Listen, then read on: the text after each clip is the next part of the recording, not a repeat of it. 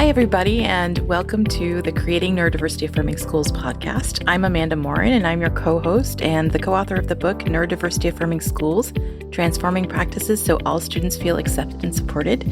I'm a teacher. I'm a neurodivergent parent to neurodivergent children. I work as an executive function coach, and I spend a lot of time with my co-author, Emily Crozier-Morris, who's here today too, of course. I'm Emily, and I am a licensed professional counselor. I've worked as a school counselor as well as a teacher.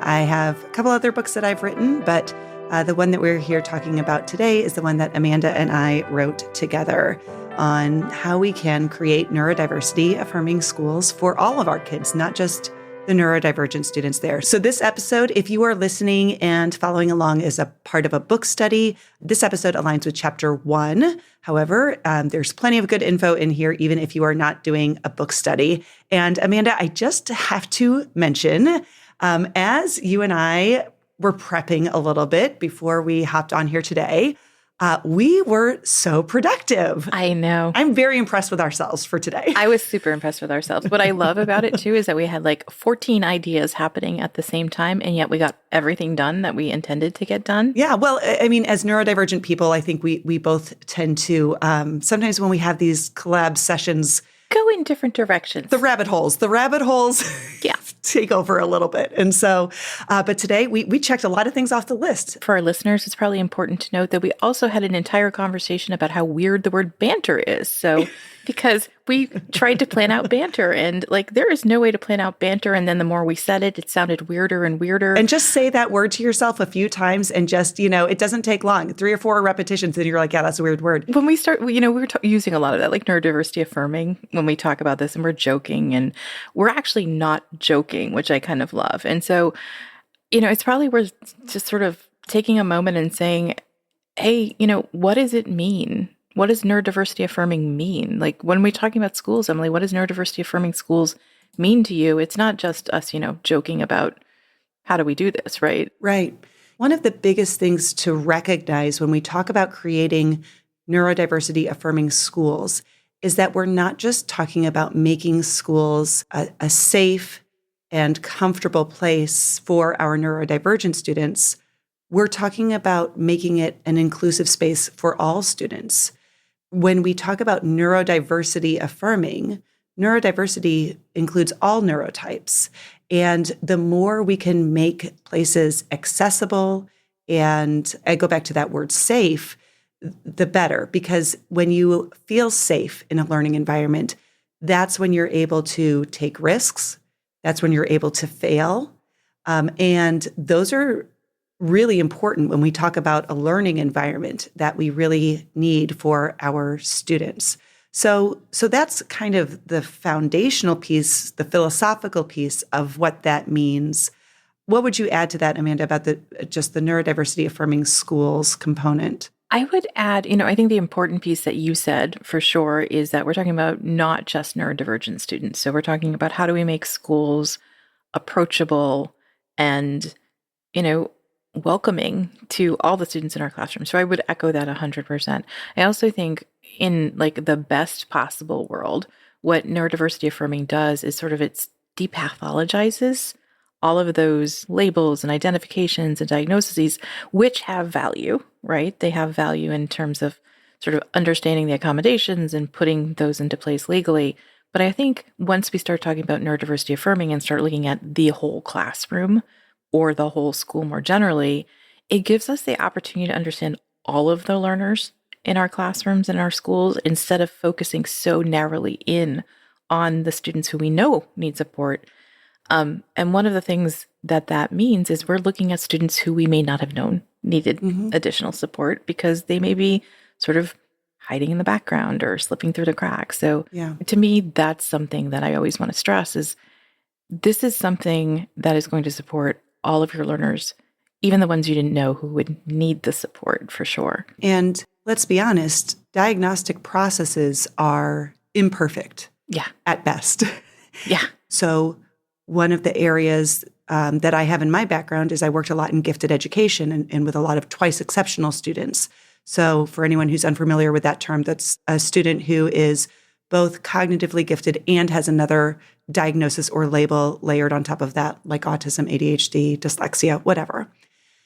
For many of those students, they may have a lot of those traits, but because they compensate in some other ways, they don't always meet the diagnostic threshold, either in the educational setting for an identification or in the medical setting for an official, like psychological or medical diagnosis. But that doesn't mean that they don't need supports.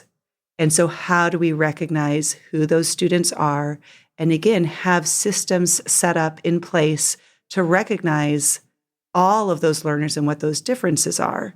And I think that that kind of brings me to something that's an area where you have a lot of expertise, Amanda, which is just talking about learner variability, that change and that shift between differences that individual students have. So can you talk a little bit about learner variability and how that aligns with neurodiversity affirming schools? Yeah, absolutely. And so it's probably worth starting by saying learner variability is a big project that Digital Promise works on, right? And I am fortunate enough to sit on their learner variability project advisory board, which is a mouthful, but it also has given me the opportunity to really dig deep into the idea of learner variability, which is, I mean, I don't want to say basically, right? Because when we say basically, it narrows it right down into like, encapsulates it. But when we talk about learner variability, it's based on this idea that Todd Rose put forth in his book, The End of Average, which I love. It's a great book, right?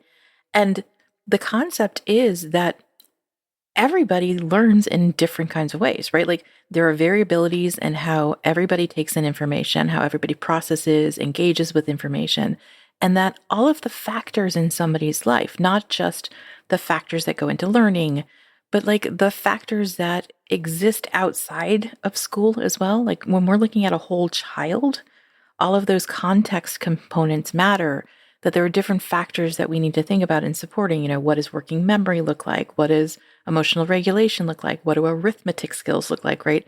Learner variability tells us that all of our students have different ways of learning, of processing information. They may have what's called jagged development, right? And that goes somewhat to the twice exceptionality to some degree too. It means that they may have skills that they are way ahead of the game, and then they may have skills that they need a lot more support on. But it means we're looking at all students as unique and as unique learners. And I think where that fits really nicely into the neurodiversity affirming paradigm is that it allows us to look at all learners and look at their individual needs, right? So we're not just looking at neurodivergent students and their individual needs, but we're coming into classrooms with the perspective that every student in there has individualized needs.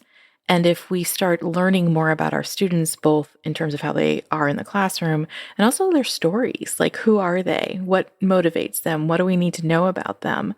Then we're going to have much more success in providing them with the strategies they need to be successful learners. So you have an interview coming up. We're going to talk to Barbara Pape, and so that will be in just a minute. When I was in school, I wish my teachers had really understood that my difficulty with getting my work turned in wasn't because I didn't care about learning or because I was just being defiant, although that was definitely how it was treated. And because that's how they approached it, I really started to internalize those messages that I was lazy and I should just try harder. But looking back now, I realize that there were no accommodations that they offered to me or ideas that they really gave about how I could improve other than trying harder.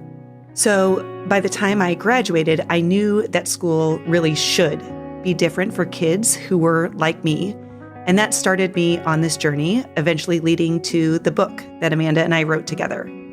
Neurodiversity-Affirming Schools, Transforming Practices So All Students Feel Accepted and Supported is a guide for all educators who are passionate about guiding their neurodivergent students to success and creating the systemic change that our schools need as we create a neurodiversity-affirming world. You can order our book through most major book-selling platforms, or you can click the link in the show notes. Barbara Pape is a senior director for Digital Promise's Learner Variability Project. She led a 3-year national survey on learner variability, edtech, and teacher practice She wrote the paper defining learner variability, hosts monthly webinar series, and co-developed the IEP project, which focuses on strength-based, whole-child approaches to writing IEPs. Barbara is working on a PhD at the University College London, earned her master's in education at Harvard Ed School in reading and literacy, and launched her career as a middle school teacher. So let's hear what Barbara has to say about learner variability. Thank you so much for joining us on creating neurodiversity-affirming schools. We're so glad you could come and talk today. Of course. Anything for you, Amanda. What a great way to start an interview. I love that. It is. I'd love to start. We're asking all of our guests this question is, what does neurodiversity-affirming mean or look like to you? There's so many ways, obviously, to answer that question. But I think mainly it means responding to the individual on how they want to be represented and how they identify, because people who are neurodiverse have different views of how they see themselves and how they want to be presented in the world. Now, if you're talking about education in particular, it basically, to me, it means providing a strength-based, belonging environment for however you're approaching your own learning, and to be respectful of, say, the accommodations that other people might be using, and to make that the norm. I love that definition. And I think they're both so important, right? Because we are speaking to educators, but we're also talking to the neurodivergent people in the world, right? And we want them to know what they can expect from us. And interestingly, I mean, you and I have talked a lot about this over time. And in the book, Emily and I talk a lot about learner variability as well. And that's one of the reasons I wanted to talk to you today, because I think learner variability and neurodiversity affirming practices are so closely intertwined. I mean, of course, when we talk about learner variability, we're not just talking about neurodivergent students. We're talking about sort of all minds, right? And I would love if you could give us sort of your perspective of what is learner variability. When we talk about it, I think it's a word, we use words in education sometimes and nobody has a shared definition. Mm-hmm. I really want to make sure people have a shared definition of learner variability. Can you talk about it? Absolutely. And I'm going to preface my definition. If we all understood learner variability, we each have strengths. All of us, we have challenges. They change in context. If we understood learner variability, the concept of someone being neurodiverse is not diverse. It's just we're all diverse. You see what I'm saying? I mean, we all have differences. We all have challenges, strengths, or whatnot. And if we can appreciate that, it's sort of like the pot of gold at the end of the rainbow. Unfortunately, we're not there yet. So let's deal with the reality of it. Right. So for anyone out there, another great book to read, we based our research on Todd Rose's book, The End of Average. There is no average. Right. As teachers, any of us who, we're students, you always hear about teaching to the middle, or if we were teachers, but there is no middle. We're all different. We all have variability. And so learner variability is the recognition of each person's strengths and challenges. It also shows that the interconnectedness among these strengths and challenges, and the fact that they change in context. The way you are, I'm going to talk as a learner. The way we are as a learner could change in math class, in algebra. It could be different than it is in literature.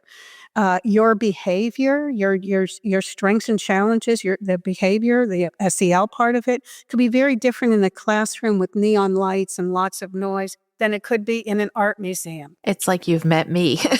Well, I've met my son. Well, it's a perfect example of context. That's exactly it. So, what else is it? We like to say that if you understand learner variability, you'll see a design challenge, not a student problem. And that's an important concept for us moving forward.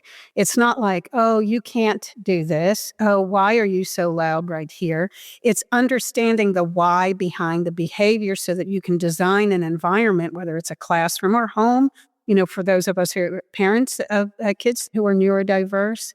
It's also a nice way to look at it, to visualize it, is that you've seen this so many times, Amanda. It's that iconic iceberg where you see the tip of the iceberg, and what you're seeing there in a classroom or home or any environment is just the behavior a student, a person is manifesting, right? Yeah. But if you understand learner variability, you see the whole child. You see the whole iceberg. And We also like to bring in the concept of whole child. It's when you're learning something, it's not just the content that has an impact on how you learn. Right. It's also cognition. Those are things like attention, working memory. It's also social and emotional learning. Do you feel like you belong? And there's research out there on that helps people feel comfortable enough to learn. And also your background. Are you living in adverse conditions? Are you sleep deprived for whatever reason? And that's really helpful, and when you talk about you're talking about Digital Promise. Yes, yeah. And Digital Promise has the learner variability navigator and the project. One of the things that really helped me a lot to understand learner variability when I was starting to learn more about it and starting to learn more about Digital Promise's work was to look at that navigator and see the different factors.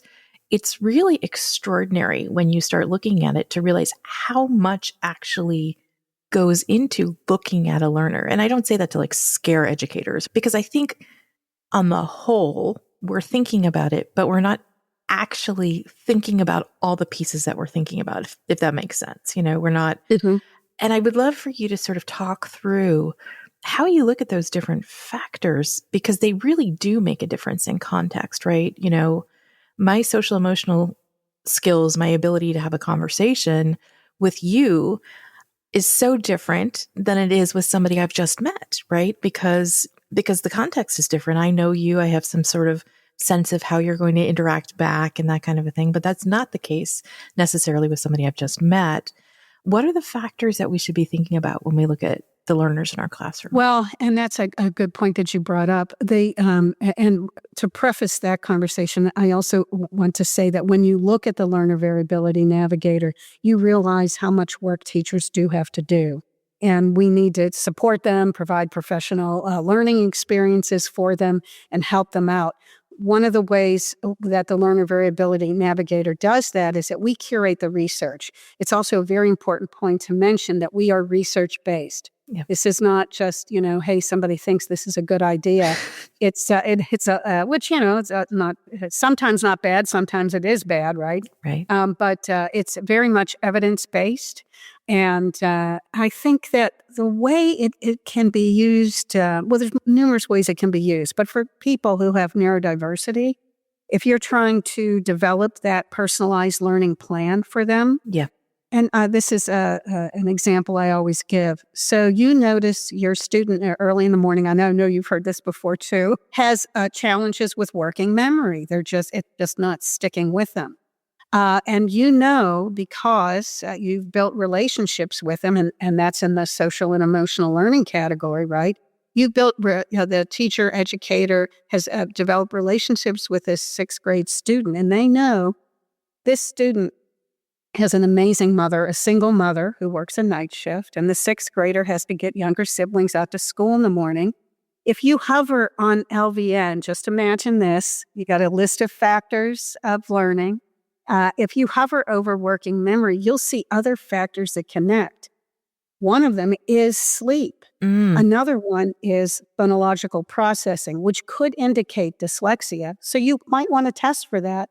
But you also, because you've built these relationships, might understand that, you might not want to pepper this young person with questions first thing in the morning. Right. And that's the design challenge. How do we design our classrooms, our learning experiences to meet the individual needs of students, including students who are neurodiverse? And the point that you make about building that relationship is really key too, because you wouldn't know that if you hadn't built a relationship with your students. And I think most of the educators in the world are trying to build those relationships to understand their students better, but it's that depth of understanding and then applying it to what you're seeing in the classroom that I think makes all the difference when you're talking about learner variability, in part because I think sometimes the things we know about people, we don't always think about how they impact them, right? Exactly. But if you think about it from a teacher's perspective, if I didn't sleep well the night before, I'm not going to be my best teaching self. I might be irritable. I might be, less patient. I might be, and that affects my coworkers. It affects my students. And so that context and understanding matters a lot. Uh-huh. So when we think about learner variability, right? And I love the idea of a design challenge. What kinds of things can you do to start redesigning your classroom? Okay, so the general answer to that, it actually refers back to something else you also said. We have learner models, pre-K through grade 12, literacy and math, and also 21st century skills. We call that portrait of the learner. That's things like creativity, collaboration, which the World Economic Forum surveys of top CEOs have said they really need in workers today and also the future. What we have with this navigator is not just the factors which can help you pinpoint how you might want to design for the individual in the classroom, whether they're neurodiverse or not, but we also have what teachers call the goodie bag. And these are strategies like for working memory, brief instructional steps, right? If you have a student, say, who has dyslexia, they're processing reading a little bit more slowly, maybe inaccurate with the decoding. But one of their strengths is they do build relationships with their peers. What do? Well, we have, as some of our strategies, create a book club where they can read the book through a recorded book, and they can come and have a discussion. Or collaborative writing. If you have someone who is slower at writing, maybe they're the idea person, and so you do your writing collaboratively. I think that's what we hear from teachers is one of the strongest ways to use this, because when you say to someone who's been in the classroom, you need to personalize your education, it's overwhelming. It is overwhelming. And so, but what the navigator does is help you when you notice the 1 in 5, right, who are neurodiverse. What can I do to better support their learning, recognizing strengths and challenges? I've had the opportunity, like the pleasure and the privilege of looking at all of those strategies through the lens of how does it specifically support neurodivergent learners. I know you've had other people look at it from other cultural lenses too, which I think has been wonderful. And one of the things that I love about what you're talking about is these are strategies that can be put into place that will support all learners. Exactly. And that's so important because we don't want to single out learners and say you're doing it wrong. Because they're not. The system's doing it wrong around them. Right, because the system isn't broad enough to handle diverse learners, whether they're neurodiverse, culturally diverse, or, just we're all there probably is no classroom in the country or in the world where everyone is the same. I mean, everyone is not stepping together. And so you want to try to figure out ways to optimize the learning experience, both in terms of increasing academic output, but also in student wellness. Yes. And I think I hate to say benefits of COVID, but one of the learnings that came out of COVID is how much we need to focus on wellness for the adults in the classroom and also for the students. And if any of us as adults or students feel that they're recognized, their strengths, their challenges, and addressed, that helps create that sense of belonging where you feel comfortable and you can, more easily speak up. Right. I need accommodations here, right? The accommodations I was given aren't working. Can we discuss and change them? Yeah. That's a critical part of the learning experience. That's definitely something that Emily and I have addressed in the book is the idea that you need to see an entire learner, right? You need to see sort of all those pieces to make a sense, to make sure that students, and I love that you use the word belonging, because I think that's where we're all sort of headed to is where do you make a space, or how do you make a space where students feel like they can show up and be the best version of themselves that day, right? Because we all have best versions of ourselves. Yeah, we all have good and bad days. Yeah. And one of the things that I will mention about the learner variability navigator and the strategies is that you can put together your own sort of like sticky board of them. Absolutely. I love that, because then it's like I don't have to use my working memory as much to keep track. But also it gives me the opportunity to share that with other teachers too and say, like, here's a strategy you might want to use, or here's one that I tried. Mm-hmm. And so I wanted to make sure to mention that because I really, really love that feature of it. The other thing I should add here is that we are exploring how to use an AI-powered tool to facilitate teachers creating lesson plans using the navigator. And we're working in partnership with a wonderful organization called Link Learning, an amazing leader there, Jason Green. So we'll have more on that down the road, because the goal is how can we save teachers time, but also providing them with research-based resources and materials that can be immediately worked into a lesson plan with like a pull down of state standards and whatnot. We're just in the very beginning stages. So, Oh, I'm excited. I'm excited to hear more about that.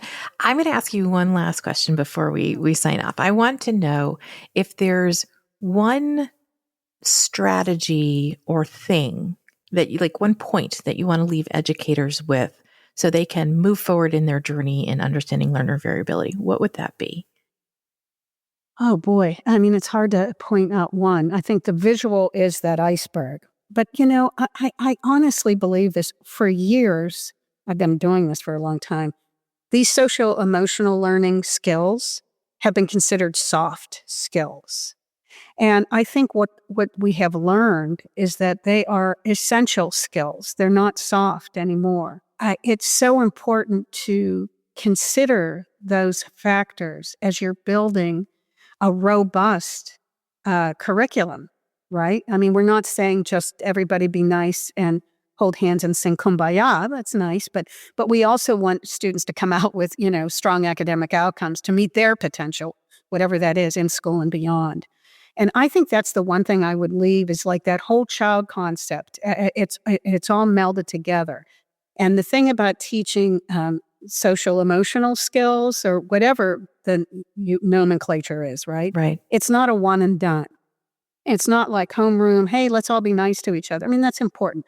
But what I love about the Navigator is that it weaves it into teaching. You're using these skills to help develop a learning environment that we all feel we belong in. I love that. Thank you, Barbara, so much for joining us. Oh my gosh, Amanda, I do want to say to your listeners, I thank you for all that you do in this area, and it's a lot. I can't tell you how much all of us appreciate your efforts and your knowledge and expertise in this area. Amanda, I really loved hearing what Barbara had to say about learner variability, and I thought now would be an opportunity for us to circle back on some of the topics, some of the takeaways, some of the things that teachers can do. Like, how can they implement this? How can they think about this as far as what their students need? What are some of your thoughts as far as the circle back, the things that are really important? One of the things I really wanted to circle back to is the idea of looking at all learners as having variability. I mean, that's in the name of learner variability. But what I really like about it is it shifts us from that them versus other students kind of mindset, right? Sometimes that happens in schools where we're thinking about our special education students versus our regular, and you're seeing me doing quotation marks, students.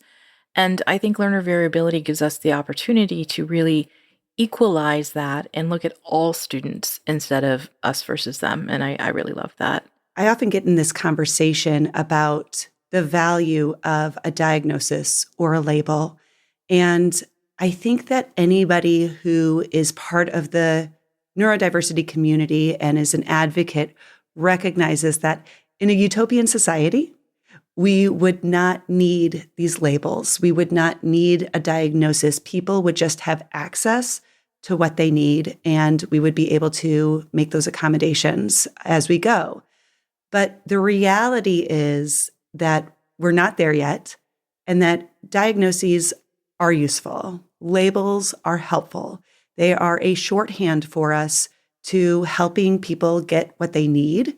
And so circling back on that emphasis that while we want to recognize that kids don't necessarily need a label in order to receive accommodations when we have them available, we can also value the importance of having those processes in place to formalize those labels and make sure that kids are getting what they need. Absolutely. And I think the last thing that I would circle back to is the idea that even though we have learner variability, even within those labels and diagnoses, right? Like one student with dyslexia has a different profile than another student with dyslexia, or an autistic student you work with has some variability from the other autistic students you work with, that the more we start that destigmatizing of neurodivergence, right? The more we start thinking about this as just variability within those labels, those diagnoses, I think it's a first step of looking at the whole context of the student and not just focusing on that diagnostic label or identification. So thanks for listening to this episode of Creating Neurodiversity Affirming Schools. I'm Emily Kircher-Morris. And I'm Amanda Morin, and we really appreciate you coming on this journey and being neurodiversity affirming with us.